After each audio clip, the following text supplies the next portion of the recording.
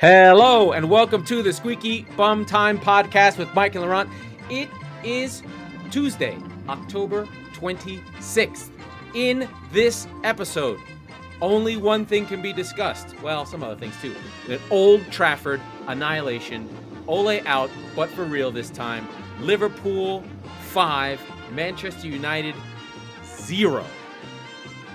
And it was the manner. Mike, how do you feel about this result, a seismic result for Manchester United's history, actually? Yeah, that was a shit kicking. But I want to dial it back to you're going to get into the Ole out craziness, and I'm not playing.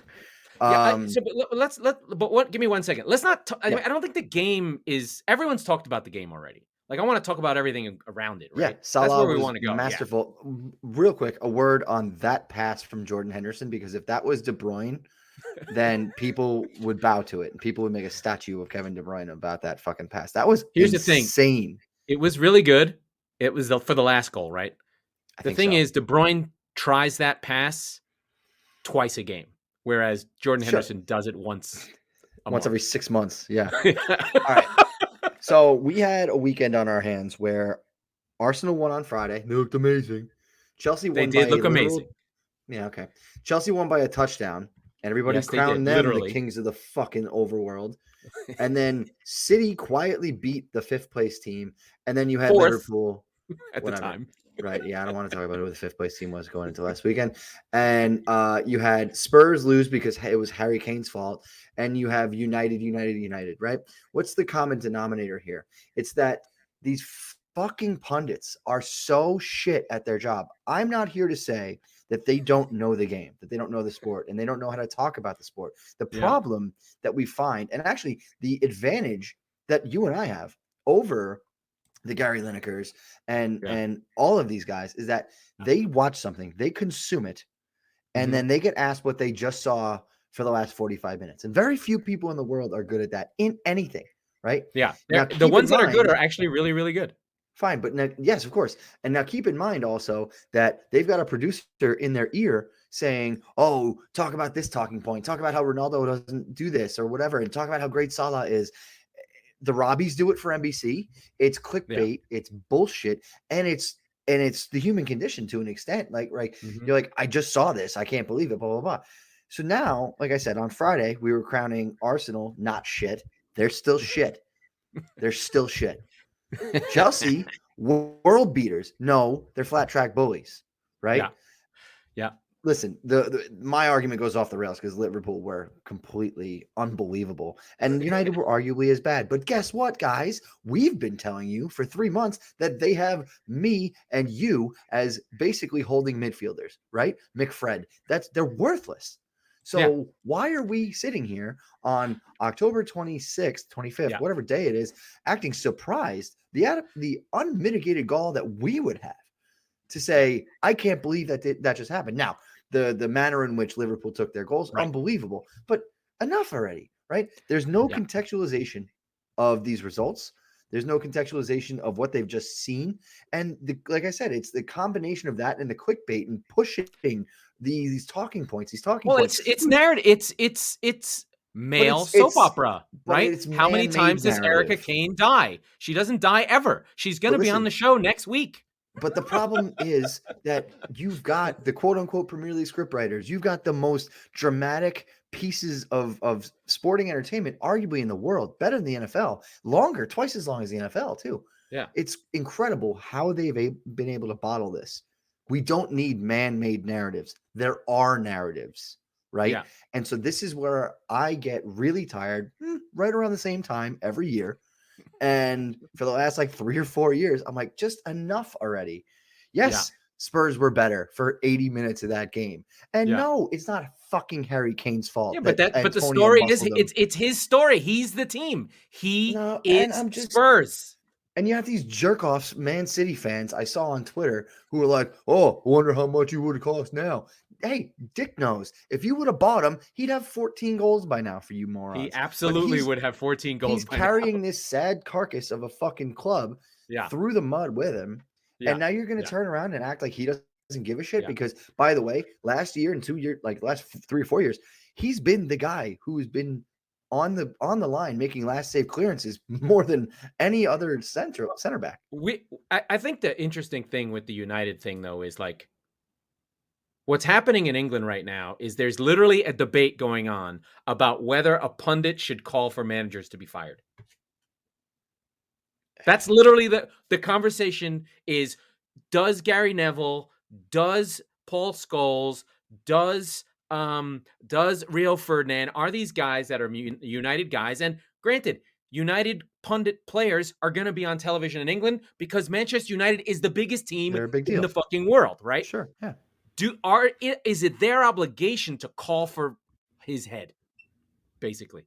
Like, does Gary Neville have to say, Ole should be fired? He's not up for the job. That's literally the debate that they're having, right? Like, that's one thing that's happening in the media space. The other one that drives me nuts is like, you and I have been on the show and you sort of laugh at me like, why are you saying Ole out again? No shit, Ole out.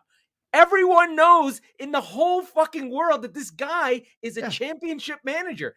And that fact that yesterday's game is now he's going to be out. He's been terrible the whole fucking time. Yeah. He's a clown. By the way, he was getting fired at halftime on Wednesday, right?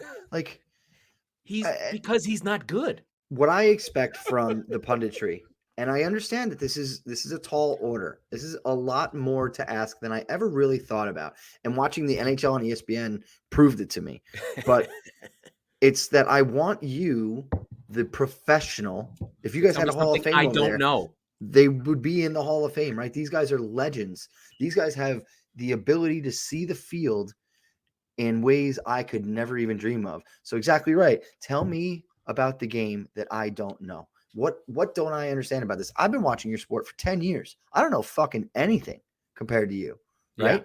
Yeah. But like I said, it is very difficult in the moment to contextualize this stuff and not to just say, holy shit, Arsenal look great. Holy shit, Norwich is the worst team ever. You know what? Norwich isn't even the worst team in the last 12 months. Okay. They're actually on a historic pace to be worse than Derby. That's how bad they are. Okay. I haven't watched Sheffield United last year was fucking worse. They were in the end. Yeah. So, I mean, the United thing is it's such an interesting sport. And in this way, a loss is not a loss. It's how you lose, right? Sure. For United, this isn't just that had they lost 2-0, they could have lost 5-0 as long as it was because of certain reasons. Actually, no, 5-0 is pretty bad. But if they had a red card early and right, they looked laughable. They looked disjointed. Bad. They looked literally like they didn't have a plan, and they don't have a plan. It's clear. Like the team that was put out for that game was the same team that Solskjaer put out at Atalanta that was down 2-0 and looked awful, and he had to bring on Pogba and crew to make the change that got them to be on the comeback. And he was going to do the same thing again. Sure. Like it's just madness, right? It's folly. But what we want, and I think the thing that is the problem for people like you and I, who are insane people, basically, why would we have a podcast? Absolutely. Right. It would be like, we watch this shit. We want more. We want extra. Like I could have watched all the United stuff, and I do watch all the United stuff to find anything that I can bring to you guys on this podcast that's different, right? And so that's where these narratives come in. And I have a little bit less. I like Gary Neville. So by the way, if you don't know who he is, he's the what's his equivalent? He's the he's the Tony Romo essentially of the Premier League, right? Like the most respected pundit who calls things before they happen, right? I mean, he's not that good, but whatever. Yeah. He is the most respected pundit, right? Because he's outspoken and he's outspoken as a working class person and will call the government out when it made sense, which is kind of cool. Anyway, so he basically is saying this team, he's saying everything but Ole should be fired. He's saying the team is unprepared. I can't see what they're doing on the coaching ground. I can't see what Man United is doing. He gave a really good tidbit, which was this. He was like, when you defend and you are in training, you have to play like you're going to play in the game. no goals. That was a really good insight that I listened to. Like, it was the hour-long post-match game. He was like, when we trained, it was no goals. And if we gave up a goal in training, you fucking bitch that guy out. You didn't run back. We're doing 7v7s and you gave up a goal? No fucking way.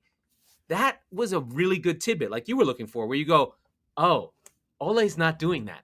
He's not going no goals, right? Or if you give up a goal in training, you're not playing, right? That's definitely not happening, right? They're not coached at all. It's just, I think, and I made this comment, I think, like, so one of the things that happened in the United game is all of a sudden United started pressing out of the blue. Like, they've never, whenever they beat City because they sit back. Whenever they beat anybody, they beat them because they sit back and hit on a counter. All of a sudden, they started pressing as though someone went like this. All right, boys, it's Liverpool. We're at home. We're going to take it to these fucking Scouser scumbags. We're going to go out there. We're going to take the game. We're going to be on the front foot. We're going to go get them. And everyone's like, yeah, fucking. And Ollie's like, come on, boys, let's go out. Let's go do it. And then the two young guys who are on the team were like, did we train on pressing? Like, what's the trigger? What do we do? What do we do? Yeah. And they go out there and someone presses and you go, well, fuck, he's pressing. Now what do I do?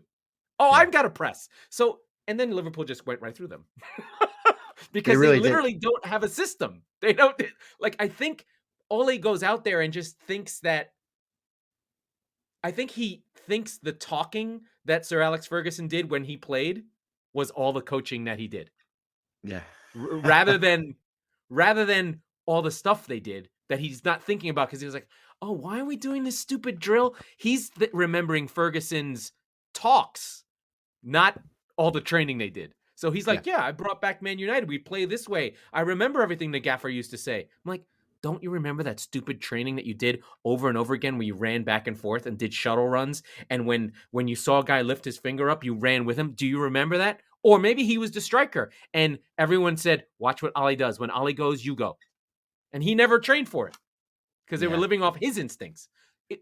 It's true. Boggling that a team that expensive and that good played that bad. It is. And before we go any further on United, we need to be said, at the moment, they were playing the best team in Europe. Okay? They were playing the best team in Europe with the best player in the world. He's definitely the best player in the world. But he's the best player in the world, and he is on another fucking planet right now. Yes. Okay? Yeah, it's not close. And he did shit that the best player in the world does. Okay? Yes. And so you had a combination. I think Liverpool didn't play well. How fucked up is this? That they played okay, but he played unfucking believably. He always does. Right? Every day. That's what I mean. So far be it for me to complain that Liverpool isn't getting enough credit here. You know, I hate them like I hate ISIS. They're really good. You know, ISIS makes a couple good points. Anyway, I think that they're actually getting lost in all this. How? You know what? I've got it. You know what it is? Manchester United is France in March of 1940. Just like, we're France. We got this. Yeah. Like the Germans, it'll be fine. And then the Wehrmacht goes right through the Ardennes, and then Churchill calls Gamelin, is like, hey, where are your reserves? Reserves? What do you mean? We don't have any reserves. They're in Belgium with your army. We have Sancho. Yeah, we have Sancho. Like, are you fucking kidding me? What are you doing? You had a year to prepare. Yeah, like, you didn't buy one defensive midfielder? Why are the tanks in a line? I mean, I don't know. Do you have gasoline? What are you talking about? We use the roads.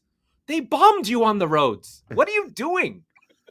That's my good World War II reference for the day. That was good. That was strong. Yeah, yeah. It was very much France 1940. It was very much that, right? Like, and I don't want to call Liverpool the Nazis, but the Liverpool are the Nazis, except they wear I mean, they have a German coach made in the lab, so right. I mean, that's God damn it, he's a Nazi. Anyway, it was incredible, but they weren't even good. United were they literally ran into each other. Yeah. Wan-Bissaka on the wing for the first goal is like pressing someone when someone's marking him. Like, what are you doing? Yeah.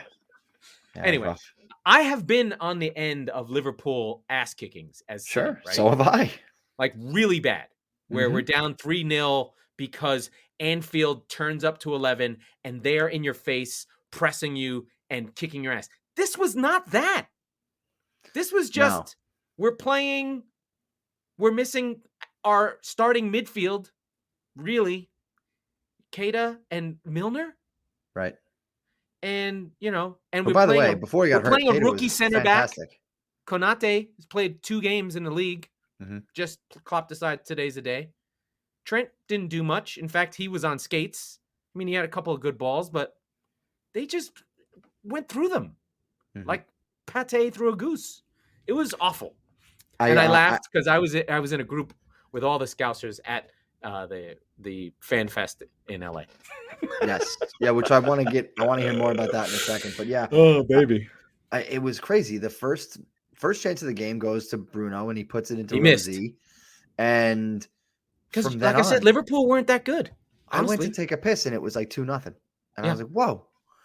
But yeah, I mean, so that's my axe to grind on the punditry.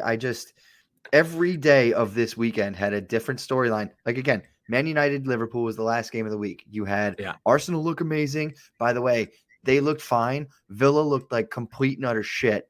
Okay. Yeah. They played with 3 at the back and it was a disaster. It was a nightmare.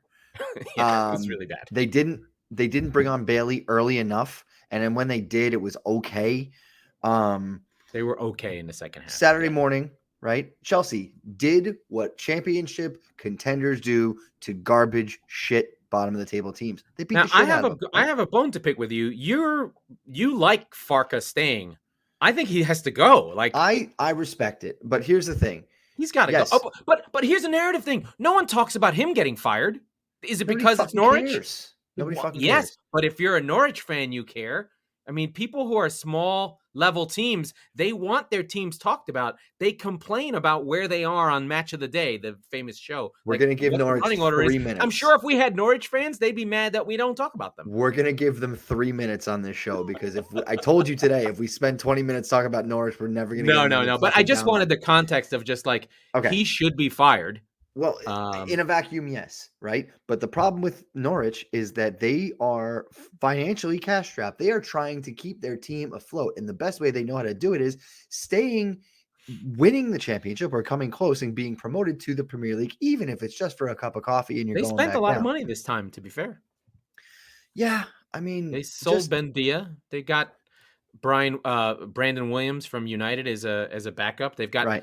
Tabak that was on Liverpool last season for the stop back. And they grabbed Sargent because Pookie is older than dirt.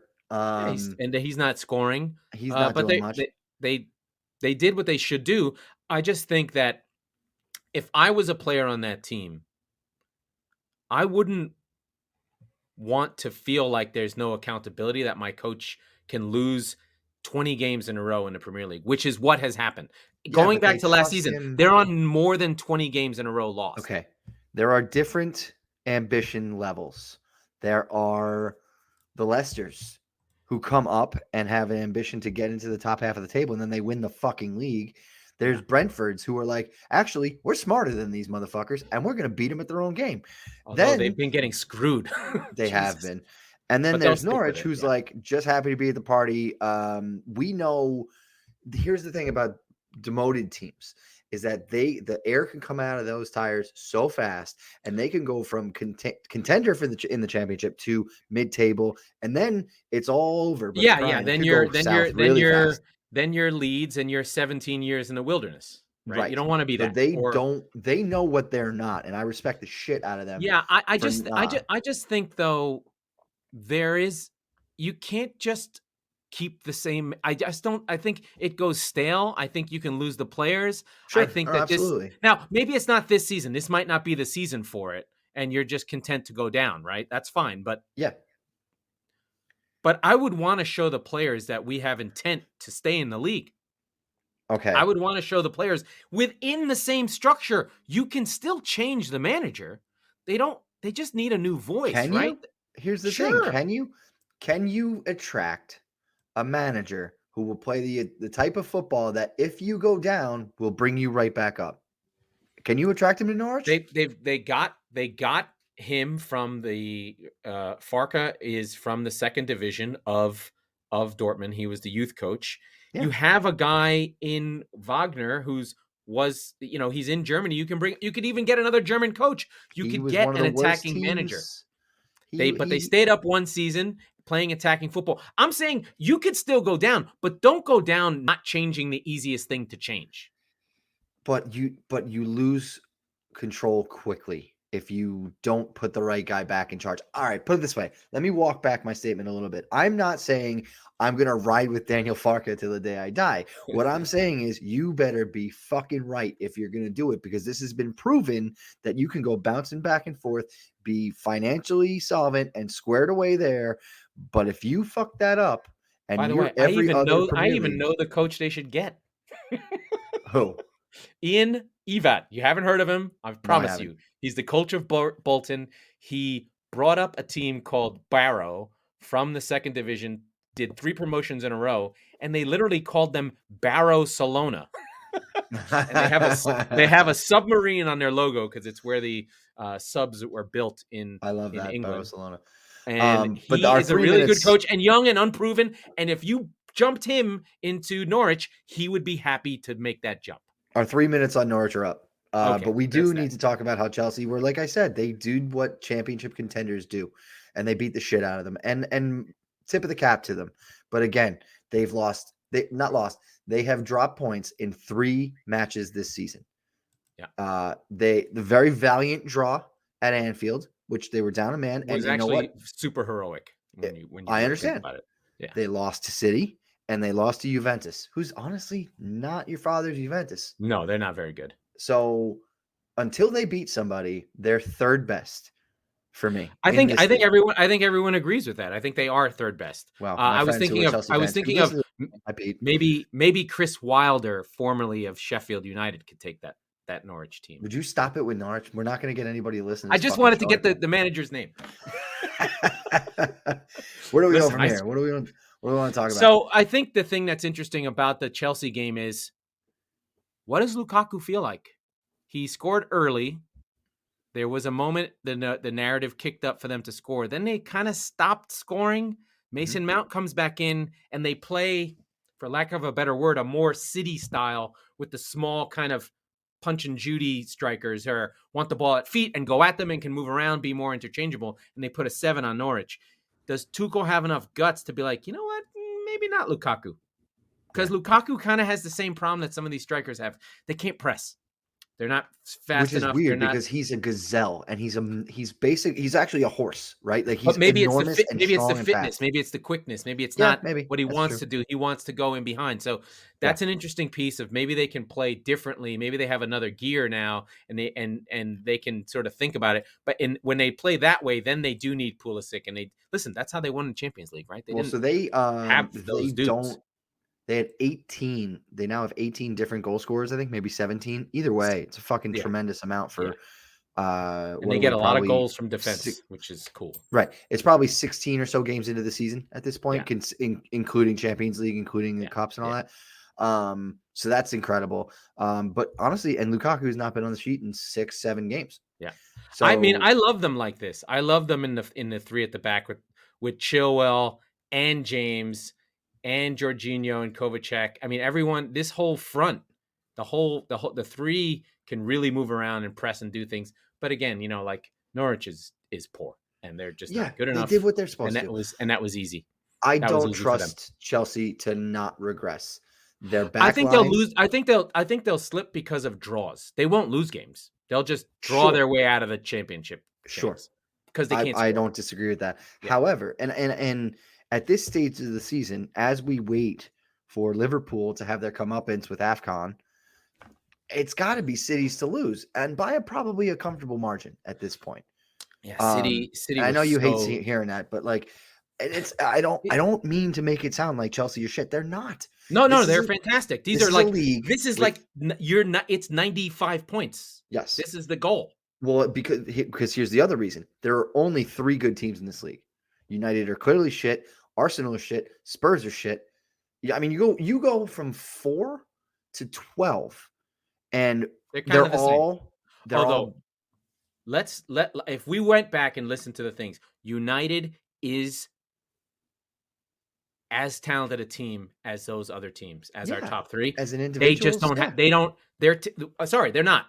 They're missing a talented coach, right? Like if you count the Sure. coach Yeah. as Oh, well, the yeah. piece of data that helps your team kick on, it matters, right? Coaching matters, right? Yeah. You do need the players, but this is showing like if you don't think that Jurgen Klopp wouldn't win with that United team, you're out of your fucking mind because No, he I would. don't. What is he Right? going to sign Jordan Henderson to play the 6? Because No, but he would find a way to I play mean, that is to the strength of that group. Like if you don't think Conte, if he comes into that United team, if you don't think that within 2 months that team is petrifying, you're not paying attention to how good that team is. no. It's Ole's fault. I understand, and I'm not arguing that, but you can't play 8 attackers at once, right? You just can. can't. You can try. You can try. you sure as shit can try. That brings me to Brentford, to Brighton versus City, and they don't have their 8. And what did they do? They were like, Graham Potter being creative. He was like, you know what? I'm going to play Adam Lallana here and see what happens. How'd that go? It did not go well. Not it did not great. go well.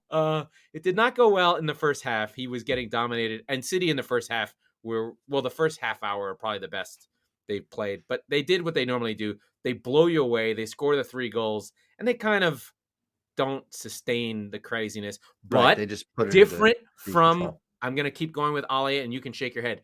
Different from Ole, what we saw with Brighton was he came, he put on Lamptey, he got rid of the 3 at the back, he went, changed the shape. Sure. And you know what? That team played really well, Brighton, in the second half of that game and got a goal and deserved it. And they gave up a final goal in the last 3 seconds. Now, it's a 4-1. It's only 2 goals different than what happened to United, but it's a completely different manner of defeat. It's like just night and day. And if Graham Potter was fucking managing United, he'd have a hard time because the players might be like, who the fuck is this guy? But if they wouldn't feel like they're going into the game with their pants down, which is what they are, right? They are, Manchester United are, I'm going to make a really bad reference. I don't care. Like the movie Arthur. They're like a really rich, handsome, drunk guy who shows up who really is missing their potential. And that's what they are. Ole is Liza Minnelli. Sure. There you go. She's got the meal ticket. She's just got the meal ticket. That's all. Yeah. So I'm making bad references. No, that's a good one. I like that one. There was one on a podcast that said maybe Wes Anderson could be their coach. Oh, then they'd be very quirky and whimsical. Yeah, the Manchester United Hotel or whatever the fuck. Right, they would wear really cool 70s outfits and short shorts. Bellhops. Yeah, they wear little hats and have string mustaches. Yeah.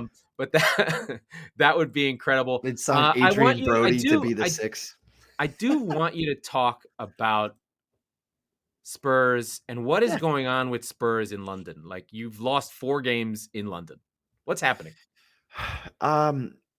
We lost to Chelsea, who are a better team. I don't know who the 4th one was. We can look it up. It was the 3 big ones, right? Chelsea, West Ham. Yeah, is Arsenal. David? Here's an important thing. Would you take Moyes over Nuno right now? No, because we have ambition higher than that, right? Like this is the best that West Ham can possibly be. Last season was essentially, right? Yeah. Like, and maybe I'm deluded, and maybe I'm officially we're far enough away that I'm a crazy person for expecting what I saw 2 to 3 years ago under Palace, Pochettino. Chelsea, Arsenal. Palace, that's the 4th one, right? Sorry, yeah, I mean, Palace. look, fucking Palace. Fucking Palace. I love them. Oh. What's happened is, and remember I said on our show last week that Nuno seems to have figured out his best 11. I thought he did too. I was surprised. But it was against Newcastle, who's the 2nd worst team in this league, right? And with you gave the up worst a goal coach in the first 90 seconds. Although maybe Bruce should manage United. I think he'd be good. The 2 wrongs make a right. Because he's a club legend, right? That's all it seems to take. The thing that was sort of telling to me was, listen, Spurs lost the first half. They should have had a goal from Sonny. Probably could have had one from Kane. Yeah. We go into half at 0-0. And Nuno doesn't make any changes until very late on. And sort of that goes to the midweek loss against Vitesse, one of the teams from the Belgian league. Lovely. they lose to them playing a completely different 11, right? Not a single player on both sides. Oh, there was something that Nuno said that wrangled people. What did he say? Yeah. That this is my second team or This something? like none of these players belong here. Essentially, not to that. That was that was clearly the message that was delivered, and so now whether it's 0-0 or after even Antonio scores in like the he 70th, he 75th shit on minute, his bench. his bench is sort of shit. He's not wrong. Fair enough. You know, like I don't know. Look, I it's think not good enough, Robbie. It's not good enough. I think No, the I mean, issue like, here is I don't know what you want to tell you. the issue here is Skip and Højbjerg are fighting midfielders who battle, and when Spurs are good, they're going to be good because Skip and Højbjerg fucked the other two guys up. Sure. And they went against Rice and Souček. They can't fuck those guys up. No, they can't fuck him up, but I thought that they did well. I thought Rice was quite good, as what you'd expect. And by the way, I think Christian Romero was unbelievable. I thought he was great. Not good, great in this game. It had 0-0 draw written all over it, right? Like, it's not like you got beat up. Here's the problem. It was just a tough game. Christian Romero, center back, promoted more offense than Harry Kane, than Heung-min Son, right? Yeah. And what I mean by promoted offense, I don't mean shots on goal. I mean, he intercepted a ball. He stepped in like you would expect a defensive mid to do. He read the pass. His vision is unbelievable. If you watch this guy closely, he's fantastic. Yeah, that's supposed to be his thing, right? At Atalanta, that's what he did. Right. He's aggressive in that he's like, all right, you're passing it to right. No, you're not. And we're going the other way. He was leading counterattacks like 2 or 3 times. Maybe Nuno should go to the 3, put Romero in the middle, and make him be Connor Cody, and then he'll really feel comfortable. Yeah, I guess. I mean, look, I mean, has he tried that yet? The goal comes from a really. It was actually a very similar play. Reguilon steps in front of a pass, gives it right back, and the corner that results from all of that shit is off of Antonio's foot in the net. Yeah. So. Again, it's the issue that I think Spurs have had since Eriksen left, and since Dembele left. Okay, since Dembele left, which is only 6 months difference, but who's counting? The creativity of break teams down that are in the middle, and especially against that's a really tough midfield. That's a really good West Ham team. Look, you're not going to just go to London and beat them. I don't think it's bad to have lost to West Ham. It's just in the context of the season, this game is not going to be a game that you write back and go, "Oh, we should have had that one." Listen, I was ready for a draw, and I'm not surprised. And I'm not surprised that we lost on a near post set piece. Near post set piece, guys. Have you fucking ever watched West Ham before? That's all they do. Cover the big dude. That was the other thing. Why is Harry Kane marking him on a corner kick? He has to. Why isn't Romero doing it? Why isn't Dyer doing it? Like he's the fucking striker. He's always back there. You're not going to score on a counterattack if he's back there. That's one thing for sure. No. And so look, and this is another one. This is a reactive. Nuno's got to go. He's lost. No, he's lost. No, believe me, you don't even know. They've lost. Listen, here's the stat. Chelsea, Arsenal, West Ham. They've lost an aggregate 10-1. Okay. And not only that, it's all about, like you said, the manner of the defeat, right? That's bad in London. That game sucked. Well, okay. Yeah. You could have had it. You could have had your goals. You didn't. You got fucked on a shit set piece and a shit goal. It happens. Mm-hmm. The way that they lost at the Emirates was shocking. That was bad. They got bodied by Chelsea. Chelsea are a much better team. I'm not going to run. That's fine. Arsenal are not better than them. Arsenal are patently worse than them, I think. and here they are, just not tracking, not doing anything. So the matter, look, you can lose one of those. It's going to happen. Even if you lose to Arsenal, listen, we're not happy about it, but okay. Potter in? No, Thomas Frank in. I want to raid Brighton. Brentford, excuse me. They did. To be fair, they did lose to Leicester. Your guy Daka that you grabbed off the wire that I swore I had, but he's in, and now I think Vardy's injured. Pickup of the year. May the party begin for the Daka party. BJ, here's your update. I'm 9-0 in fantasy Premier League. Thank you. On to the next. But no, I think I probably won too because that Salah and Liverpool just annihilated the world. I just my heart bleeds for Brentford because they were They were buzzing the better. entire first half. By the They were way, better. on the preview show, I did say that Spurs and West Ham and Brentford and Leicester were playing simultaneously, and I said that I would watch more of Brentford Leicester even before the West Ham goal. That was true. I was like, this game fucking stinks, and this is awesome, and Yeah. I did. It was great. Leicester, bunkering down, they get a goal. And Brentford had pieces and chances, and they just couldn't get it past Schmeichel. They finally break through off of a corner right after half. Somebody Well, to be fair, Leicester had the early lead because Yuri Tielemans is now the guy who scores what the the best fuck? goals That's what in I the couldn't world. for whatever. I couldn't remember how they got their goal, but yeah, wow. Yeah, Oh my Tielemans is just God. scoring ridiculous goals Oh all my the time God. That now. was, I mean, goal of the What are you month gonna do? without a question. But I mean, that's a goal of the season candidate. That was a Yeah, again, thunderbolt. that's his second one. Yeah. And then Madison picked one up late, right after Janssen scored on the corner. The thing that's great is, and this is one of those pundit things where now I always notice it. In one of the match of the days, Alan Shearer showed how Brentford do overloads. And if you watch them on any set piece, anything, you'll see Tony and then four other guys on the other side with him, where some guys in the back, and you're just like, there's three motherfuckers here and I'm on my own. Now, Yeah. you'd assume that everyone would just do that or figure it out or try and do it, but I guess they have a counter to it, or they move guys around, and they Well, it's late always end movement up too sometimes. right. They always end up with 3 against an overload of 4 against 3, 3 against 2 in the back post, where Tony can either pick up scraps or put one in, and sometimes they skip it and it just goes to another guy, because I think putting it into the mixer is kind of a luck and skill, but they do try it and it does work, and they do get their goals on corners a lot. They're still great. They just getting unlucky, I think. Well, the funny thing is that Leicester's winner comes off of a counter from a corner, right? And then beautiful It was a build up. good counter. Tielemans again, clearly man of the match, serves in Daka, who goes down the right side and just squares it for Madison, who could tap it in. But that one was a bit of a dagger for my Brentford love and for my Brentford second half money line bet. So that sucked. Oh, you had a Brentford second. I went live. I told you, I always go live on stuff. Yeah, you get better. That one sucked. Yeah. But one thing that was tough. That was fun. I was watching that in the fan fest, and I wasn't. I think I was the only person who cheered for the Brentford goal, because everyone was just watching Spurs. You really get a sense of. I'm trying to see if I can get my camera from making me visibly disappear every once in a while, but I can't. But I couldn't. But yeah, I was the only one who cheered for the Brentford goal. I was just watching Brentford the whole time. Everyone's just Spurs. There was some smattering of West Ham.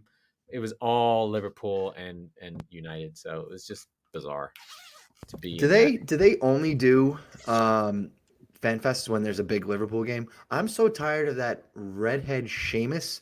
Oh, he sucks. He's the worst, dude. He's the worst. I agree. Walked outside. I must have been walking the dog or something, and I come back, and my wife Jess is like, "Who the fuck is this guy?" I'm like, "Oh, is he some crap former wrestler that doesn't do anything anymore?" Yeah, I don't even know anymore. I was like, "He's the wrestler, isn't he?" I'm like, "Yep, Mike, turn it off. I'm not even gonna watch it." The only reason I watched it on mute, looking for you, but I was like, "This is fucking horrible."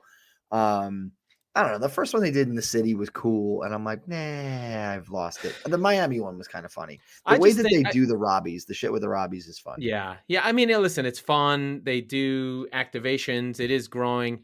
I mean, I woke up at 4 a.m. I was a mess. I couldn't tell you what was going on. It was exhausting. Yeah. By the way, Los Angeles, lots of bums on the trains. So I can tell you how this is going to go. You got to get them off the train. You can't have people living on the fucking trains. Okay. Not great. So pretty gnarly in that sense, but it was cool. I took a couple pictures. It's cool to be at the Coliseum of the fan fest, not the bumps. Both. Right. They look like zombies. Yeah. It's cool to be at the Coliseum. I mean, that's, 1926. I was like, hey, the house that OJ built. It's just amazing. That's USC, right? He was a Trojan. Yep. So he ran in those fields. What was funny was it's basically a giant version of the Forest Hills Stadium that I lived near. Like it's just super high and vertical, and just a bowl with seats, no frills, nothing, because it was built in 1921. Right. But it does have that cool arch there, and it has the flame that's going all the time. So that was very cool to be near. The Robbies came down for a minute, they chatted with some people, but they were pretty well stocked up and taken away. And the funny thing was that I think about, and a game, we've been talking about United, we've been talking about your team, my team, a game that would normally be a game of the week that we haven't even fucking taken care of is our friend Mr. Ranieri. Dilly dong, motherfuckers. Dilly dilly. Watford just fucking out of the blue blow Everton out of the water. Well, no, it wasn't just that, right? And our friend Jess from the Squeaky Bum Time Facebook group which, if you've gotten this far in the show, you're in part of it. You alerted us to that because I was doing a couple other things. A lot of games were in that time slot, and I looked. I was like, oh my goodness, Watford were down 2-1. They took Sarr. They took him off, right? The player they brought on, Emmanuel Dennis, gets a yellow card. Then he gets 2 assists and a goal. The guy came on in the 63rd minute, I'm pretty sure. Fantastic. Unbelievable. Yeah. So you end up winning 5-2, but it was on 4 goals in the last 20 minutes of the game. Yeah. Josh King. Really, Josh King got 3 of them. Josh King, that's right. Who throws Ancelotti under the bus. He's like, I was there. He never talked to me. I didn't know what I did wrong. I was on the team. I was happy to be there, but he didn't celebrate the first goal because he is a former player, and then progressively as he scores more goals, he gives less and less fucks. And by the time he scores the 5th, he's basically like taking off his clothes and running around. Like, that's like a classically English stupid thing too, that I want to touch on real quick. This is why you guys lost Award of Farmers, like shit like that. Okay, because you've got George Washington who's going to attack you on Christmas morning. And you're sitting there like, no. I used to have some friends on that side of the army. Like, you know what? I'm going to respect them. I'm going to let them stab me in the fucking sternum. Like, that's the kind of stupidity that we're talking about here. Celebrate the goal. Celebrate the goal. Heels are good. And we don't have that in our sports at all, do we? Right? Except, I guess there's only like Johnny Damon going to the Red Sox. He would still fuck them. He didn't care. Yeah, no, well, it's the idea of mercenaries, which ironically would be even more felt over there. It's weird. Yeah. It's weird. I don't get it. I guess it's the locality. What you don't have a lot of is like the redemption story, right? Like, put it this way. If a player scores against his old team or whatever, like I get like the muted celebrations, unless they fucked you. Then, they did. In this case, they fucked him. Yeah. Then I would take the immediate yellow card. Take the shirt off. And just have an undershirt that says, "I." By the way, so. Another side note. So what's even crazier? An anecdote on the United game, because I just heard this earlier. It was 10 years to the day of the 6-1, and the Balotelli "Why always me?" Sorry. Mm-hmm. And someone said, "If only Salah knew, he could have just done a 'Why always me' shirt too." It would have just killed United. They would have just been like, I hate you, Scouse cunts. Fuckers. Someone would have hurt him. Someone would have went in 2-footed, like right away. We didn't even touch on Pogba being like, I gotta go. Crack. I didn't start. Which, by the way, it was a Pogba tackle. He was a little salty. He wanted to go in for the ball.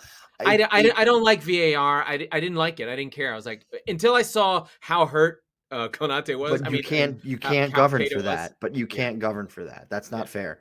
You have to govern on intent, not on results. I loathe it.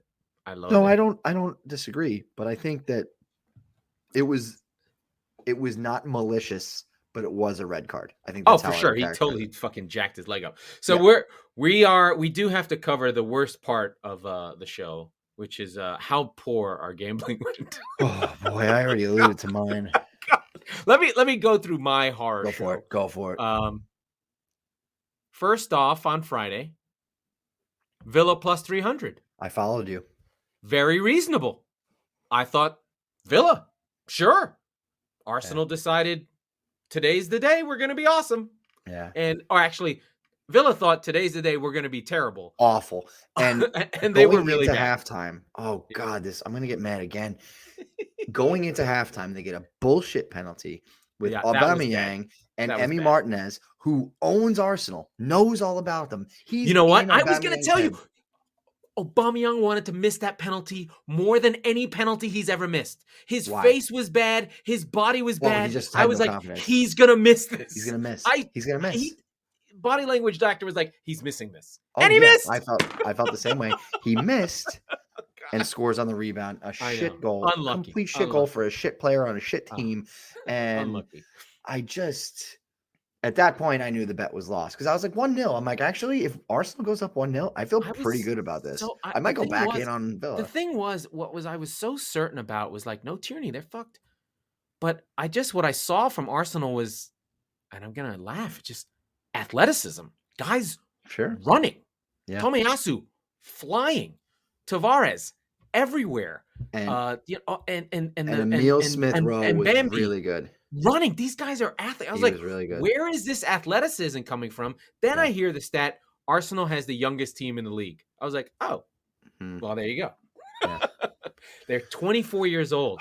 So I guess Arteta has a plan. I guess we have to expect up and down results. And this is why overreactions in punditry are stupid. I tipped them for Europe. I'm feeling better about it now. I didn't, but that's because I hate them.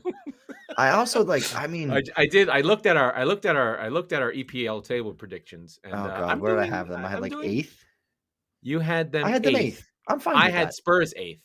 Yeah, but I had Brighton at seventh. That's looking good. We have the same top three, and 4 through. I had Brentford 11, 4 through 11, even 12. West Ham. Yeah. Just I pick them out of a hat. None of them matter. Yeah. The only thing that matters is who finishes fourth, but they're all shit. Yeah, I'm definitely not going to get my Newcastle relegation though. Not now, not anymore. Hey, how was I supposed to know that? Hey, well, I had. Let me keep my bets going as we go through it. So we had Villa. I had Brighton +1, so I had giving United City a goal at +130.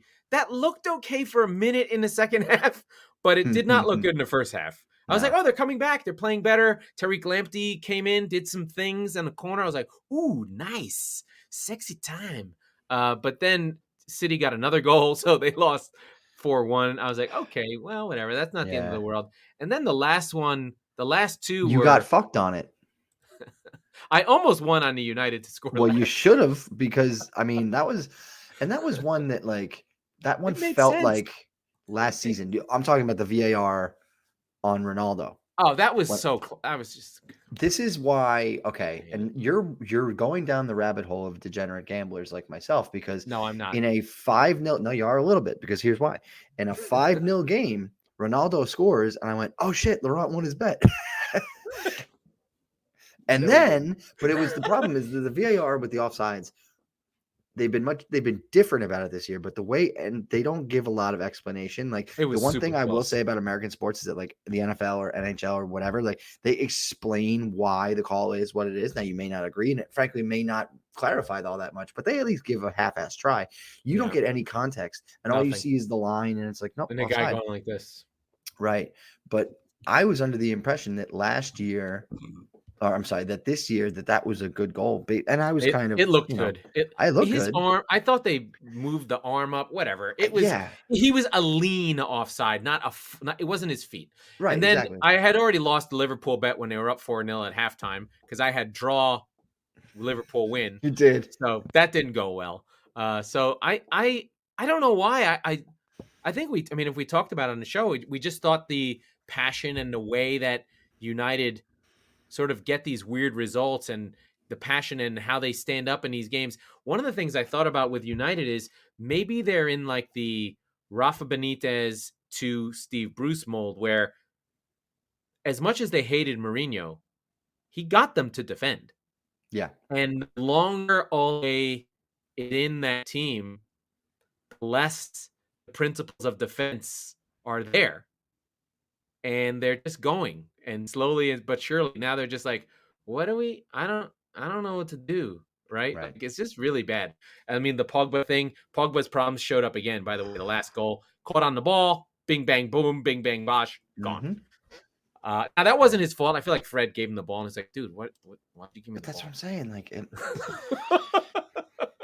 Anyway, last one. No, I don't. That was it. Yeah, Liverpool draw win yeah, plus 500, Villa plus 300, Brighton plus 130, one goal. Yeah, I didn't win anything.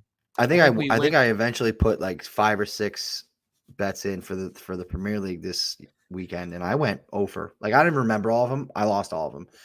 College football went well though, so I only ended Well, up because down think a about little who we bit. would have bet on. We would have bet on Aston Villa. We would have bet something on Brentford and Tony scoring a goal. We would have bet something on Spurs winning the corners against West Ham. You See, know, now you're getting into the nitty gritty. all the things that we are into because we like the teams we like, right? We're not going to look Yeah, for great value. We would have crackered some weird combination of draws and wins and loss because it was a weird weekend. Like no one was going to.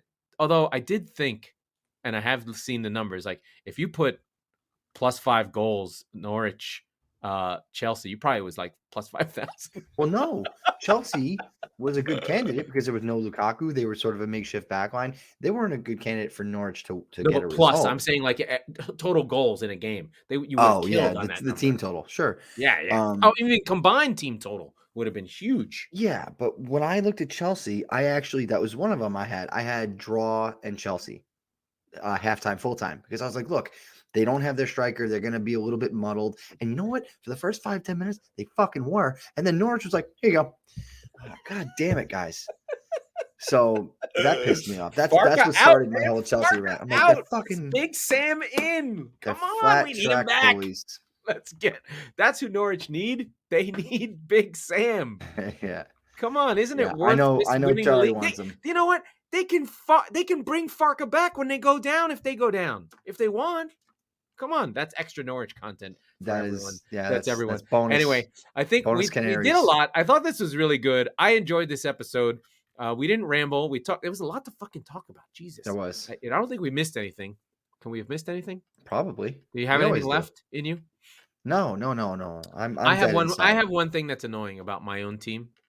I love the drama, and I think I like the Schadenfreude of United losing more than my own team winning. My team is boring.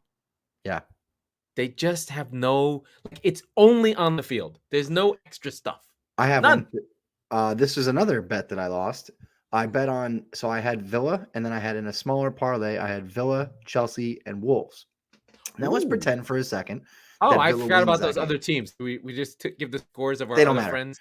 But no, it doesn't even matter. But this is interesting because let's pretend that Villa wins on Friday. Chelsea smash Norwich, as we've talked about. Wolves are up 1-0 the whole game. And Leeds get a bullshit penalty after the allotted time had ended in the 95th or 6th minute. And that's how Mike needs a new TV, because there's the cell phone sized hole in it. So I'm actually glad that I lost that bet on Friday, because I would have been irate. Now, I would have hedged it at some point, but I still would have been it was so a 94th mad. minute draw. Yeah, it was. It was bad. Our Brentford of last season, Mr. Leeds. And that was, I want to say, like, that parlay was like plus like 900, right? Oof. So I'm like, look, I lost it already, so I just didn't care. But I was keeping the tabs on that game, and I went, oh my God, in a parallel universe, I just broke my hand on something like a stud in the wall or something. Like, holy shit, that would have made me crazy. Oh, I do have one. I have one more thing. We have one new friend in the league. Who? Maxwell Cornet of Burnley. Oh, Burnley, that's right. Yes. He scores good goals, and I'm petrified of him. He does. He's another one of these French African guys that just have the juice. That's what City needs. They need more African. They need my kind of Africans. They need not Riyad Mahrez. They need Mika Richards. They need those big, badass. They need a new Yaya. Dudes. That's who it is. Oh, I'm desperate for a Yaya. Yeah. Like if Basuma gets cleared and City signed Basuma, they won't. They won't. For me. They would never do that. After the whole Mendy thing, they're going to maybe steer clear for a little bit. No, they're going to keep a low fucking profile. They have disappeared, Mendy. He's just... Yeah, he's an unperson. They're going to let Newcastle be the bad guys for a little while. They're just going to lay low, collect their fucking trophies. And Maximin play on the same team, I'm not going to be able to handle it. Yeah. Because now Raheem Sterling is like really a candidate for Newcastle. Really? Yeah, because he's not playing. He's mad. Yeah. He's like, I'll get those checks. I don't give a fuck. Oh yeah. Anyway, I'm gonna wrap it up. Let's get out of That here. was the Squeaky Bum Time podcast with Mike Salerno and Laurent Cortines. We are the real football wing of the Chop Sports Network. I don't even know what happened to the Stars of Dallas or whatever they're called. We record on Tuesdays and Fridays, so be sure to subscribe wherever you get your podcast so you never miss an episode. And please write reviews on Apple. Someone wrote a new one. I don't know who it was, but thank you. And one of them was my wife. It says it's labeled not my wife. So it is my wife. So we need more wives. There were a lot of people at your wedding, Mike. They should be writing reviews for our podcast. That's a really good point. They don't like us. So anyway. I should have put something in the gift bags, like review our podcast. That would have been amazing. All right, Mike. Yeah.